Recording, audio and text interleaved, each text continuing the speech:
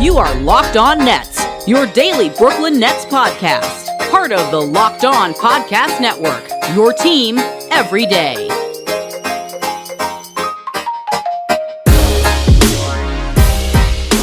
Brooklyn, yo. All right, let's get this crossover episode going. The video portions, I really highly recommend the YouTube version of this because Adam Armbrecht from the Locked On Nets podcast is joining us from inside a nuclear meltdown where he's glowing nice and green. That's a good plutonium glow you've got going on there. This is normal. This is where I am. Nothing suspicious happening here. You should feel very comfortable about the environment that I'm coming to you from right now. Not a problem. Game one clearly killed you. You are now a Force ghost standing next to Yoda and Ben Kenobi. That's okay. You're still one with the Force. Kyrie talked about the dark side. You're there. You know, you've now. What is the Force like? It's powerful, but it also feels like it's killing you. I think that there was a bit of a misrepresentation in those films. I think it was actually just plutonium, and it's cancerous, and we're not doing well. We're going to need some treatment later on, depending on how the series goes. So, oh man, I love you guys so much. Between you and Doug with the golf thing, this has just been a glorious 2 days of podcasting. So, all right, so Celtics steal game one. My first question for you is do you feel like Brooklyn just did enough to win that game, and it's just a good KD shooting game away from Brooklyn has this, you feel good? Yeah. Well, it's a little broad stroke. Do I think that if Kevin Durant just had a typical game that he usually does, would Brooklyn have been in a position to win? 100%. Now, does it change the fact that you can look at Andre Drummond? I'm sure we'll get into, right? Supporting cast. Bruce Brown came in with the bulletin board material, had a subpar performance. Seth Curry fades over the course of this game. So I think it would be a little bit disingenuous to say Kevin Durant goes for 30, 35. Everything works out great. It was a really big game from Kyrie. You still need some of these other things to happen, but I obviously do think that the success off of Kevin Durant can be found with the supporting cast here if they clean up some things that didn't go so well. But a 1-point loss in the opening game of a series where, Boston is as well-oiled of a machine on both ends of the floor, incredibly well coached. They have the rhythm with one another. By the end of our post-game podcast, Doug and I both said, there's not a real reason to panic coming out of this game. You just need a couple of things to go the way you would anticipate at the start of this series. Yeah, I mean, I thought the Celtics did a great job on Durant.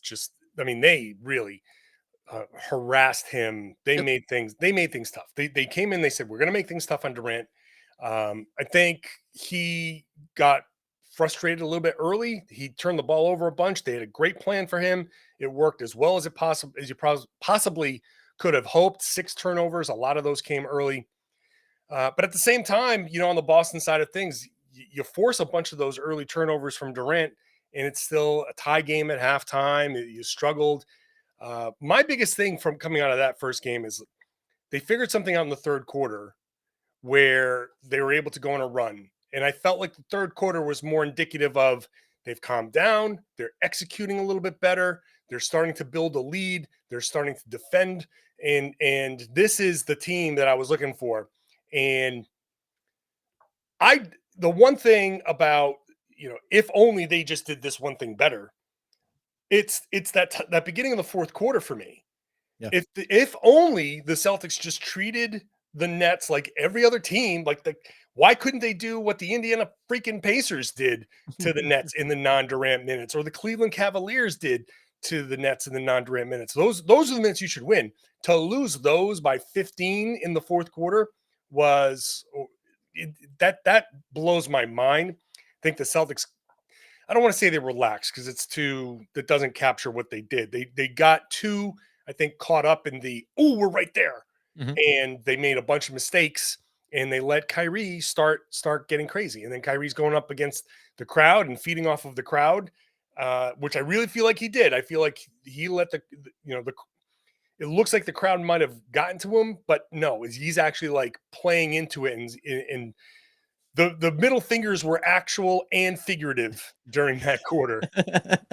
Both symbolic and literal gestures were made Yes. in that basketball game. The quick thing on Kevin Durant and the early turnovers is something we talked about and got on him in a couple of post games down the stretch of the season was he's been a little careless with the basketball. And that was really the biggest part coming into this game. I mean, listen, Boston did a lot of things. That physicality, that's something that Kevin Durant has to overcome. And again, how things play off of him can help with that, certainly. But he's been lackadaisical at times with the basketball.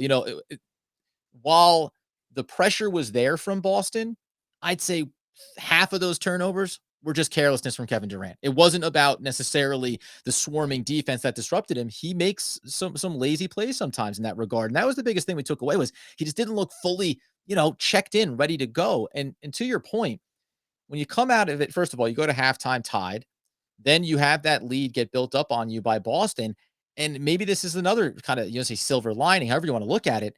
You only, if you're Boston, really had to worry about what Kyrie Irving was capable of doing to you in this one. And with Kevin Durant on the bench, Brooklyn was able to come back in that game, which I think is another, and again, without Seth Curry performing at a high level, without Bruce Brown giving you anything at all. Now, they had key contributions from Goran Dragic off the bench. Obviously, Claxton had a nice game for them, but I've got far more negatives out of this game from a performance standpoint on the Nets side. And yet, there you are, one bad offensive sequence for the Brooklyn Nets when they're up one, and then one good offensive sequence on the other end for Boston, you lose the game. So this is that piece where, and I'm actually curious about your thoughts of, didn't you essentially get everything that you anticipated? I mean, Tatum can go for more than 31. That's not debatable. We know how good he can be.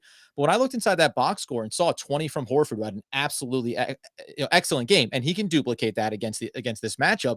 But 20 from Smart, 23 from Jaylon Brown, who struggled early but came on late. Like, I see a lot of, hey, we did all of the right things here, and it was a last second flyby from Bruce Brown. Again, Kevin Durant not paying attention to where Jayson Tatum was, probably could have reached his hand out and taken that pass away, going across into the lane for the layup from having lost the series opener at home. Yeah. Well, I feel like Tatum played pretty well, but there's certainly more from him. There's certainly more from Jaylon Brown that they can get. I think they got a great fourth quarter out of him, but he made some mistakes. He was responsible for some of the early defensive errors as well.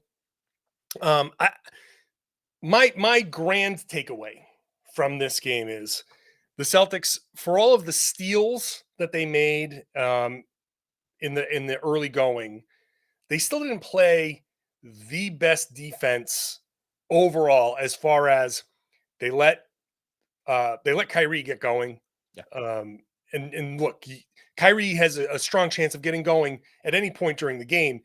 Dropping off as far as they did in that drop coverage by Daniel Tice. Like Daniel Tice, I did a whole breakdown of him just because his defense was absolutely god awful. They need to, if they tighten that up, then they, I think, have a better chance of building on a lead. Like, part of the reason why they didn't have a first half lead was because they let Dragic go. They let, Curry got going early. They did let these ancillary players go, and good for them for slowing down KD, but it's almost like they forgot the back end of it. They're so worried about KD that they're like, oh god, all right, we got KD bottled up. It's like, oh crap, there's Dragic, who hasn't been playing particularly well, and now I'm afraid of him starting to like get a rhythm, get going, and now you have to worry about him a little bit more. The Celtics need to finish off their defensive plays. I come out of this game feeling still confident that the Celtics probably played 70% of the basketball game that I thought that they would. There's a 30% part of that I think they can improve and start to that 15-point lead that they built is more indicative of how I think they can be in this series. But I'm sure you say the same thing, that there's that 30% of getting KD going and getting some of these other guys going and making some adjustments that, hey, if we do that, then we're winning this by 5 or 10. Yeah, and I listen, I mean, the Nets have been known to come out in the third quarters and be sluggish, and we talked about it down the stretch when you're playing bad teams like the Rockets and the Pacers and, even the Cavs, not a bad team, but we understand where they were without Jared Allen. You looked at it and you said, yeah, like, you can afford, quote unquote, to give up big leads like this against bad teams because you feel comfortable getting back over top of them. But a team like Boston, it's hard to get down and then work your way back. The silver linings, I guess, from a high level perspective are Boston scored 19 points in the fourth quarter. That has nothing to do with what they're doing defensively on the Brooklyn Nets and everything to do with what Brooklyn is capable of, I think, defensively. The weird part about it is they don't always lock into that process from the first tip. Now, there's certain players, Andre Drummond and personnel, that just aren't going to give that to you. But I look at that piece of it, the second half of this game, and say uneven, really, third quarter, fourth quarter, going both ways. And I just think if they play a more balanced game, and probably the biggest piece of this, you need Kevin Durant to go off. He needs to get into his bag. But the other thing that he did really well over the last 2 months after the James Harden trade, 7.5 and 8.5 assists. Fans of the show are going to know we talked about this before.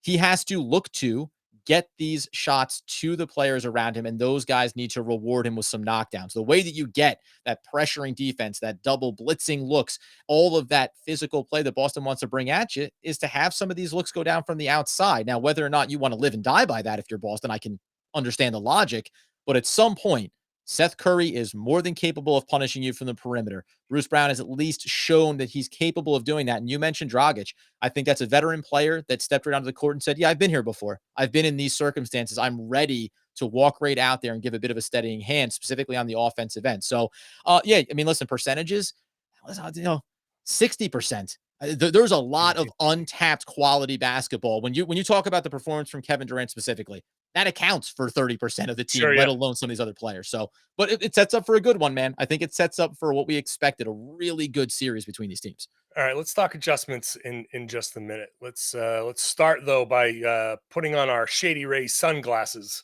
which are, yes, I haven't gotten my Shady Rays yet, but I can mime them because I know that this is a great company that features that gives us all the features of $200 sunglasses for a fraction of the price. So you get your polarized lenses, you got your well-constructed durable frames, high-end finishes, and the best part here, the insane protection program, which you do not get with the more expensive brands. That includes lost and broken protection on every pair, which I just can't believe. If you lose them, no matter what, no matter if you've thrown them in a fit of anger or passion when Jayson Tatum lays in that last second shot, they at Shady Rays will replace them. And on top of it, they will give 10 meals to fight hunger in America, which is a lot. That's great. You want those companies that are going to do great things like that. Exclusively for our listeners, both on Locked On Nets and Locked On Celtics. If you use the code Locked On at ShadyRays.com, you're going to get 50% off 2 or more pairs of polarized sunglasses. That's code Locked On for their best deal of the season, 50% off 2 or more pairs of Shady Rays sunglasses. And that's backed by over 150 verified, 150,000 verified 5-star reviews. Not bad. Get your Shady Rays, be walking around Brooklyn for games 3 and 4, which I will be doing. But let's. I'm verified by 150,000 reviews. Yeah, just me as a person. As a person around. Yeah, you see it over top of my head. It just says, "Ooh, verified." 150,000 people say this guy's all right. You're a There's an enormous number that have even a lot of negative reviews, but we don't get into the details there. Right. You just that they're reviews. That's like that's whenever you hear the whatever that thing is that Frank Thomas pitches, those testosterone type yes, pills, like clinically researched to deliver, like clinically researched. Wait a minute, you didn't say that you actually found anything. You just said that you researched them. Proven? That's nah. We're clinically researching this. We're looking into it. Just like we're clinically researching adjustments for game 2. Don't know if it's going to work, but clinically speaking, sure, we'll go for it. What can you possibly give to Andre Drummond to make him good? Yeah, skinnier, stronger, fitter pills. I mean, listen, I refer to him as a sack full of pudding that we love, and we love the game that he brings, right? But by the way, you go back to the regular season matchups, he struggled in those as well. This is not a good matchup for him. You have to know that physical, more athletic. You're going to get caught out on some of these switches when you see him trying to defend Jayson Tatum on the perimeter. That's not something you're excited about if you're a Brooklyn Nets fan. I think that it does come down to, and we said this before, the reason why Claxton and Drummond are being used here at the 5 as opposed to a LaMarcus Aldridge, Blake Griffin to a lesser extent, is because they can get out and run at pace, right? They can move at this pace of play. And if you get out in transition and Kevin Durant is facilitating a bit more, some of those easy baskets going towards the rim can come for Drummond. And that's where you can make the impact offensively. The stagnation that you started to see from him on that end of the floor. And I know this is as much as about the defensive side of things, but if he can be effective offensively first, it's about dictating tempo. A lot of whistles in that first game. We went both ways. There's no reason to scoff on either side of it, but he's one of the guys that needs to play physical with his matchups on the offensive end to put Boston into some foul trouble when they don't have Time Lord back yet. Well, we want Tice off the court. We want Horford maybe having some issues there. But unfortunately, you have to live with these results. He needs to play smarter defensive basketball. He needs to know that they're going to attack downhill at him. And you have to, Kevin Durant said this in a post game going back to the regular season, careless penalties, knowing that you've been beat, going to the basket, and rather than just trying to keep your position and affect the shot, you go with one of those careless chop downs with your hand. You take those early fouls, you get yourself off the court. As much as anything, you need Drummond to be a rebounder and an innings eater over the course of these games. And he took himself completely out of that role. I know, Nets fans are calling for LaMarcus Aldridge. I think that he comes with obviously offensive upside, but then a really big detriment on the defensive end in matchups. So he just has to play smarter basketball. It's really as simple as that. And I don't think there's a lot of big changes to make, shy of staying grounded and playing smart and not allowing the physical 1, 2, 3 different layers that Boston can throw at him to lead to early fouls. It can't stay out of foul trouble. If you're on the court, you can still do something, right? Like leaving Nicholas Claxton out there by himself to try to rebound and having anyone else try to do the gang rebounding against Boston is a very tall order, and we saw how that affected them in the first game. See, I feel like this is where the Celtics can really win the game. And look, Al Horford was so great. Al Horford was great. There was that one play I thought it was hilarious to watch. So Jayson Tatum just completely just takes the ball away from Bruce Brown and goes the other way. And Horford is basically he's below the free throw line, and he gets to past half court before Andre Drummond even flinches. Yeah. Like Drummond just stands there, watches the steal go, and then watches his guy go past them and doesn't even feign interest in getting down to the other end. These are the playoffs, man. You're supposed to sell out. You're supposed to go like balls to the wall, get down to the other end just in case. Okay, so you're Bruce Brown. You're like, damn, I just turned the ball over. I got to really lock down here.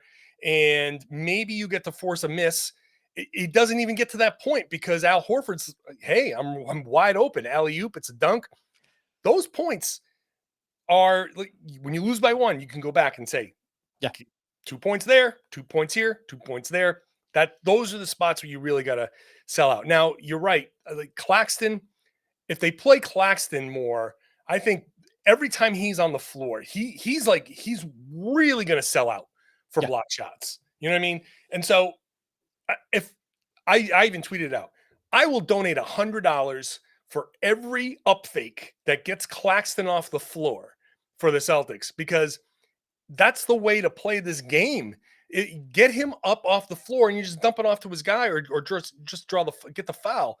I don't see how Brooklyn plays that 5 spot. And if the Celtics adjust to that, then you can play both of those guys off the floor. Yeah, Claxton has been playing smarter defensive basketball. We saw this down the stretch against the Philadelphia 76ers. He had to take on Joel Embiid, and he's made the adjustment in his career. Still a very young player, but been around a long time. He sagged back in the lane on him. He worked with the quick hands. He wasn't going to try to body up against a more physical player. So I don't worry about him getting caught in the air necessarily. Now, it comes over on the help defenses, and you're talking about some of the drives from Boston. He wants to get there. He wants to help make that play. So he has to keep an eye on that. This is where the question comes.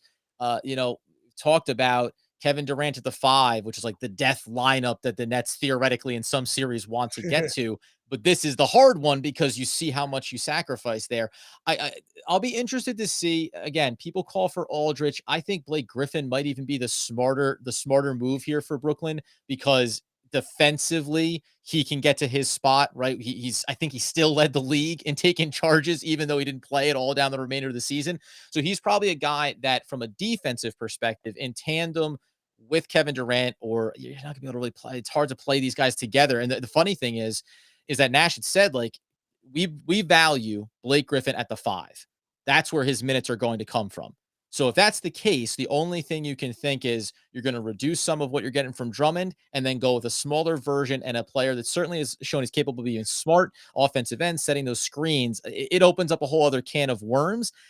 I can make the case that even though Blake struggled with it, he obviously is a better shooter from the field than Drummond. There's an element there, right? Try to get more spacing on the floor and help yourself out a little bit there, and then see what can come on the defensive end. He's still going to get caught in some bad switches against a lot of those matchups there, but you'll live with those results. I'll take at some point saying, how many bodies can I utilize to collect how many fouls just to frustrate Boston in some possessions and force them to the line to have to knock down some free throws, something that Blake's a little bit better than Drummond. And then again, I can't commit to this LaMarcus Aldridge thing because it feels like a panic push. If you're going to say one game into this series, knowing exactly where the areas of concern we're going to be, we're going to completely flip this script. It's again, the adjustments are the adjustments are have Kevin Durant be Kevin Durant. Like, and then all these other things, the Drummond issues are the Drummond issues. Drummond's not going to play a different type of game, but he can be more effective. He can get some offensive rebounds. He can get you some second chance opportunities. That's where I was shot by double digits in this game. So that's where I think it is. It's in the margins a little bit. And to your point, it's fair to say the hustle plays, those little things are what really matter for Brooklyn. And there's some other areas here where I think the health of Boston overall is how they're able to win in those margins over some of the issues that the Nets are still struggling from in a number of key spots. Man, I joked about it the other day. If they put LaMarcus Aldridge on the floor, man, You're just asking for it. I think Ime would just do backflips on like that. That would just be. But hey, I mean, no, but and fans call for it because they think about the offensive side, right? Because he can shoot. So you go, oh well, he's a mid-range shooter, and there's an impact he can have there. Sure, but the net negative defensively of what is going to happen there, it's so funny. It's a spectrum, but it's this exact same mentality I would think from Ime Udoka and the Celtics. If you go, when Patty Mills comes on the court, that's the switching matchup we want to get to. When Aldridge comes on the court, that's the switching matchup we want to get to. And I think you need to mitigate how easy it is to identify the weakest component on the court for Brooklyn. And that is one of those players. Drummond's going to struggle in some areas defensively. He's also going to be good in other ones. And it's the quickness thing. It feels so disheartening to be talking poorly of LaMarcus Aldridge. He's a phenomenal player. He's had a phenomenal career. But this is a death nail kind of matchup for him if you put him out there and you can give him 14 points on the offensive end. It's not going to matter. Yeah, I we'll see. We'll see what Brooklyn does there because that's something to certainly watch for. Like I said, from Boston, really the main adjustment is how do you play Kyrie? And that was one of the things at practice on Tuesday where they talked about Kyrie got away from us, is what Ime said. He got away he got away from us a little bit. Yeah. So 39 points on 12 of 20 shooting is definitely getting away from you. And even as much as that, it's the assists, the six assists, giving him 4 steals, and that was. But at first, I'm very curious to see what they do with Daniel Tice, and how far down are you going to still play drop coverage, or are you going to switch and you're just going to say let's challenge Kyrie to do something off the dribble there.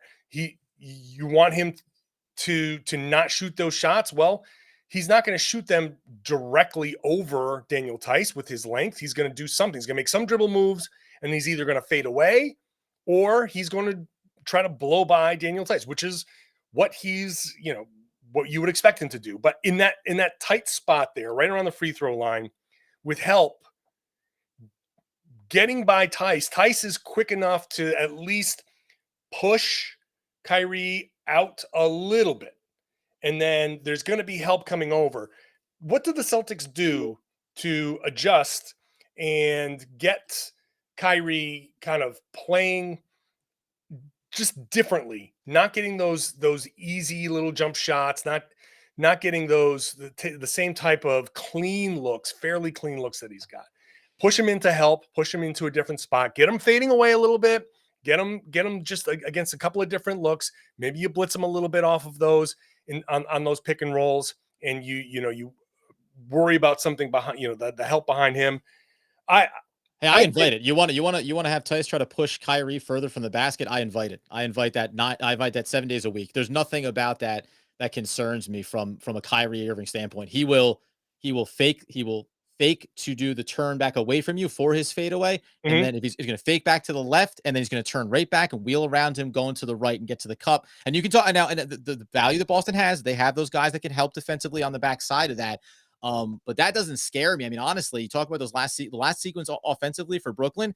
Really, the detriment there was that Kyrie beat multiple coverages and then just didn't find the wide open shooter. He had Goran available there. It was to their detriment that Claxton's on the court and he kind of gets lost in no man's land in around the basket. And then they push that secondary defender over to Kevin Durant when it gets to him. But Kyrie had 3 opportunities in there to get a look for himself or to distribute it. I just think it's about crisper execution. It's funny. I mean, can I expect him to go for 50 in a game? You can set that bar. I loved everything about his game overall, and I think he can get better in certain areas, like setting other people up for success and making it a lot easier. That's the pivot here. I think if Kyrie is going to have to look over and see Kevin Durant still getting those physical matchups, okay.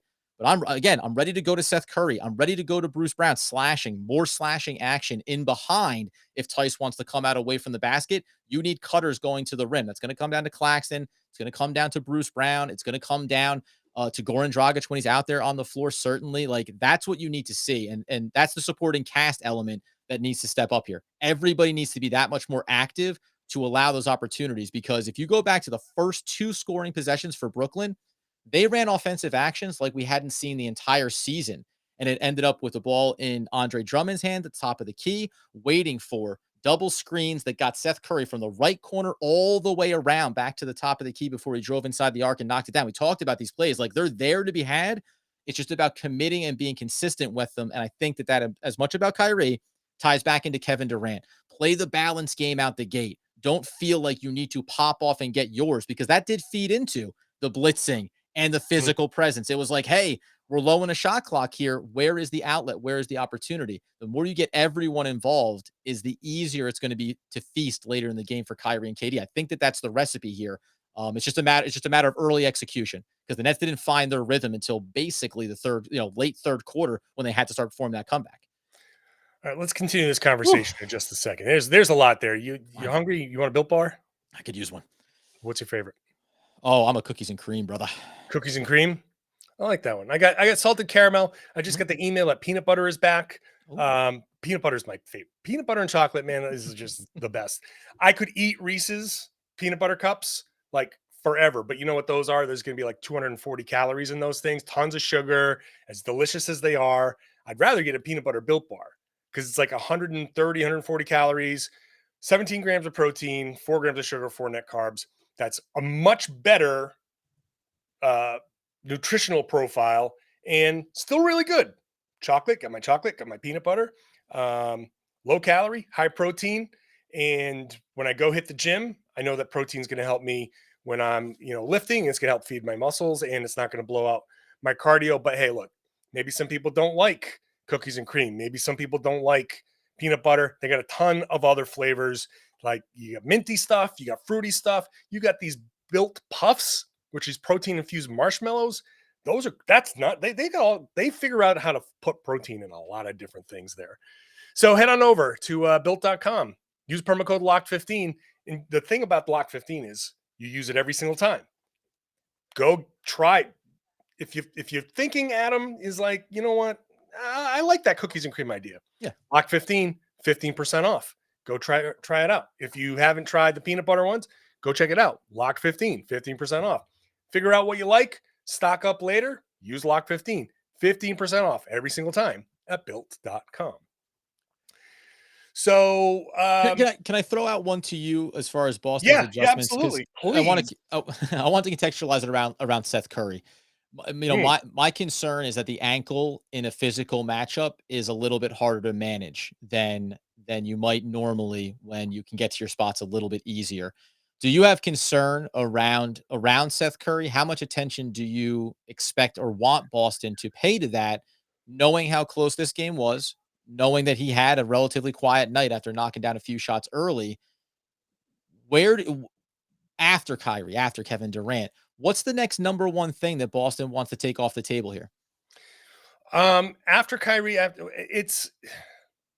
I can't say that it's going to be any one particular guy because if you focus too much on one guy, you lose focus on the other guy. The whole point for Boston, yes, you don't want to really play with fire with Seth Curry because he's going to go off, right? So you're going to be careful of who you're helping off of. And that's a real discipline thing for the Celtics. You don't want to help too far off of Curry. You want to be able to get him, run him off the line. Here's I think you want one stat, a Seth Curry stat that really stands out from this. I'll take a Steph Curry stat if you sure, yeah. If we can have one, can we have one for a game? Yeah, the 6 assists that Curry had in game 1, yep, unacceptable. Absolutely unacceptable. Because you know what that shows to me? That shows, yeah, you've done a great job. He's 1 of 4 from 3. He's 3 of 7 from the field. Not bad. I saw, they still sagged off him a little too much. You got Daniel Tice, again, getting him on a switch, playing too deep. You let him get those easy jumpers. You don't want to do that.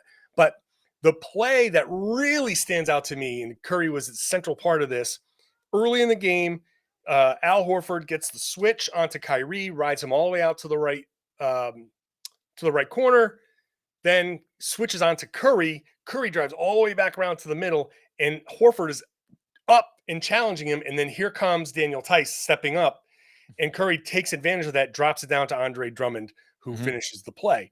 And that Horford is like yelling. He yells at Tice, don't help, like demonstrative.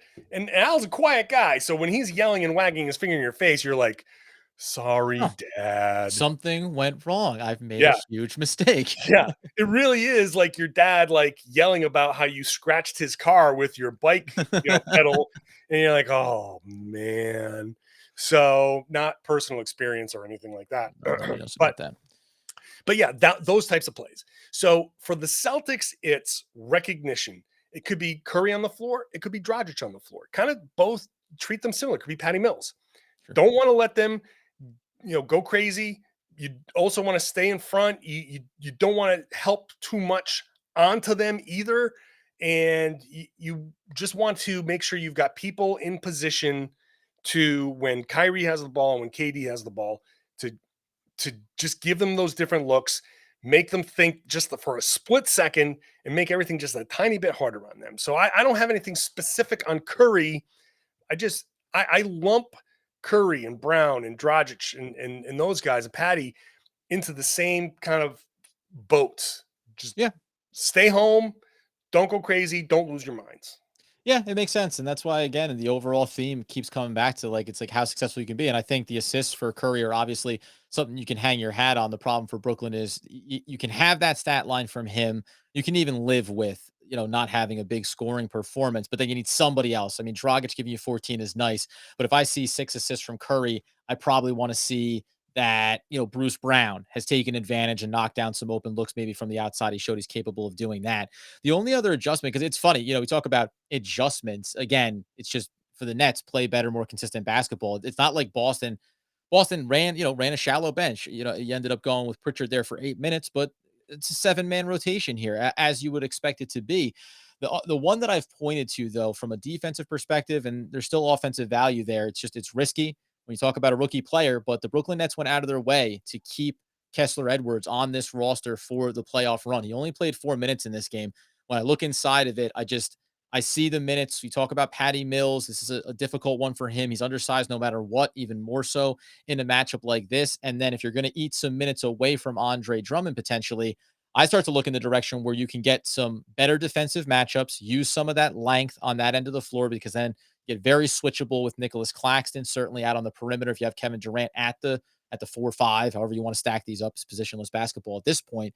And then he can knock down some perimeter shots. He's incredibly limited when it comes to handling and dribbling the basketball. But if you combine him with a Dragic, with a Seth Curry, You have enough ball handlers and movement there. I think that there's a wrinkle. And again, I mean, I feel like we're both circling the same kind of statement of like, how much needs to change? I don't know. I probably want 48 more minutes of relatively the same type of basketball. We want to see better Kevin Durant. But outside of that, it's like you kind of got everything that you expected from this. Physical, big length from Boston. And then obviously just you need to see some better kind of secondary action off of the offensive sets for Brooklyn. And I know the fan base has been clamoring about what Steve Nash does or doesn't do in some of these spots. I'll ask you that. When you have superstars, and I know Tatum is one of those players, but his skill set and his style, I think, leans into more team-oriented basketball. Like Kevin Durant is going to kind of dictate terms on the offense. If he wants to come down and set himself up and take a guy on ISO, that's what it's going to be. There's not exactly a lot of these scenarios where Steve Nash, is going to step up and say, listen, fellas, you got to get that ball out of your hands, right? Like, and it doesn't mean that you can't run better actions and what the supporting players are doing around them. But I think that's the the devil's bargain you make when you get superstar talent. You live with the fact that Kyrie can go for 39 and can lift your team and bring you back from a 15-point deficit. And then, yeah, sometimes you're going to run into some ugly looking ISO sets. That's not something at the same clip that Boston suffers from because they have, and you talked about it on the preview, a lot more balance, top to bottom. There's a lot of consistency in terms of skill set when you start to work your way down that order there. And that's what makes them a balanced team and what makes them a dangerous team. Everyone relatively can shoot. Everyone can be a bit of a ball handler. Everyone can be a facilitator when you go 1 through 4, basically. And listen, it's a good basketball team. It's why they are where they are. It's why they're the 2 seed. So it's, it is what it is in that regard. It's just about, again, the Nets have been an up and down team. I think that's the funny thing. You're talking about Boston that to me has been this in a good way, in a very positive way, just like, doing their thing once they start to get on that big surge and that run. And the Nets have been peaks and valleys. They have been absolutely electric one game and then really frustrating another. So if you're Brooklyn, man, if you're the fan base, you go, give me the electric in game number 2, and then we'll see what happens in game 3.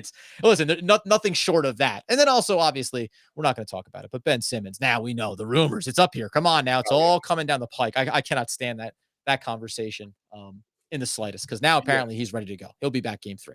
Yeah. Here's a guy who's gone for, a year without playing basketball and is only just starting to play against other teammates. And he'll be ready to play playoff basketball in a few days. No problem. That's fine. So let me ask you, let's kind of put it this way. If there were some way to kind of dial in the universe and say, okay, we're going to get the exact same circumstances in game 2 with all the lessons that you've learned and the ability to make whatever adjustments that you want, but like basically the circumstances of the game, the fouls, the this, that, all that stuff is going to be exactly the same. How do you think it goes for you?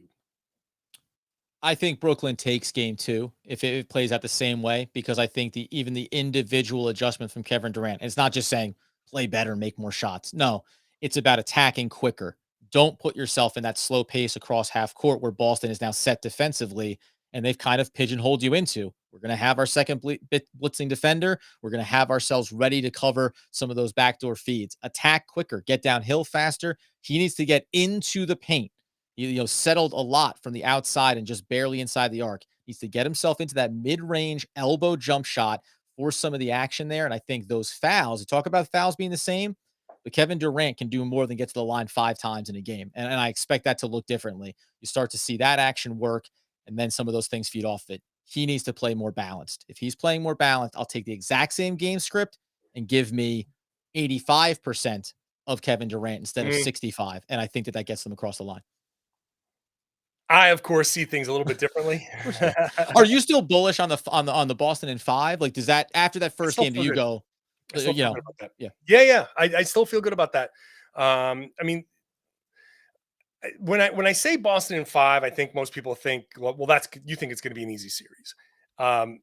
It could still be 5 1-point games, very difficult games. Yeah. I just feel like Boston is better in the right places to win those tight games. And so when I sit there and I say dial everything in the exact same way, what do I get? Well, I think I see Jaylon Brown a little more dialed in himself.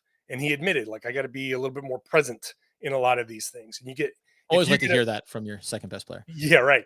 So you got to be a little more, if you get a little more dialed in Jaylon Brown, and then the beginning of that fourth quarter, if the Celtics just, okay, so Brooklyn makes a little bit of a run, but if that was 7-2 instead of 15-2, then you bring Kevin Durant off the bench earlier, which taxes him a little bit more. He's playing 45 minutes instead of 41 minutes.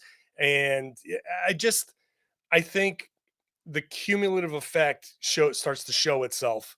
So I feel like if everything comes in the same way, and the Celtics just can fine tune some of the things in the game, if there's another third quarter the way Boston had their third quarter, I feel better about the beginning of the fourth quarter the next time around.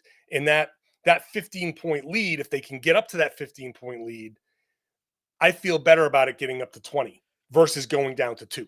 Well, listen, for all they're a very good defensive team, but for all those stats they came into the series with, they could not stymie a one-man led Brooklyn Nets team in a comeback there. So, and again, right. It should be frustrating. Probably, it should be frustrating certainly from a Boston standpoint, and also probably tells you, but it's possible that we can clean that up. If you play those last two sequences on each end of the floor a dozen times, I think that it's marginal, but I think that Brooklyn wins those two possessions more often than not because they did a lot of things wrong defensively, which isn't their stalwart. They made a lot of errors there to afford Boston that opportunity. Offensively, they missed a lot of opportunities there and settled for a very difficult, highly contested two-man defensive shot. The fun you said, you still feel good about it in 5? I said it on the last episode over on our side. I go, I still feel good about Brooklyn in 6. I'm still feeling like that's the way to go because again, the ultimate goal when you start a series on the road is to steal one game. So This is it. Steal the second game. You've done your job in that regard.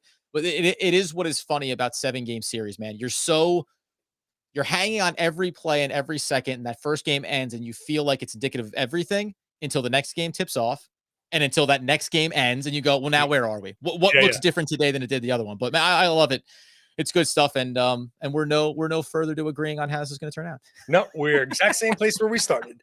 We had people listen for 40 minutes to get nowhere. You're welcome. And we'll do it again. We're going to do it again probably a couple more times before the series is over. Absolutely. But that is the beauty of playoff basketball because who knows? I love the fact that two people can see the exact same game and come to completely different conclusions. We're just looking for different things. And so it's a lot of fun. So for all of you who are listening and watching from both teams, I hope you've enjoyed this crossover. We're going to continue these crossovers throughout the course of the series and the playoffs. So at least I'll continue doing the crossovers. Adam, you'll be kind of doing your postseason stuff. Hilarious. This guy's good. He's funny. I'll be showing up on everyone. If in some bizarro world Brooklyn loses this series, I'll show up on every other Eastern Conference team's podcast. I'm hitting up Kane Pittman. I'm on the Bucks podcast, giving all the secrets away about how to take down Boston. Yeah, just showing up. I'll be sitting there talking to him, and you just also the third box pops up like, "Hey, how are you?" Yeah, and this guy doesn't know what he's talking about. He does his podcast from an Arby's. I am in an Arby's. I'm in the stock room. They let me decorate it. It's really nice. I'm in my apartment, as you can tell. Yes, you're very still, unmoving apartment with the trees. Everything is just so calm there. It's wonderful. Beautiful. I mean, it's full of radiation, but it is what it is. Source of my power. Everybody listen, subscribe, all of that stuff. Catch our shows on YouTube. Share podcasts with your friends, whatever. And check us all out on the Locked On Podcast Network. Thanks for listening, everybody, and watching. Bye.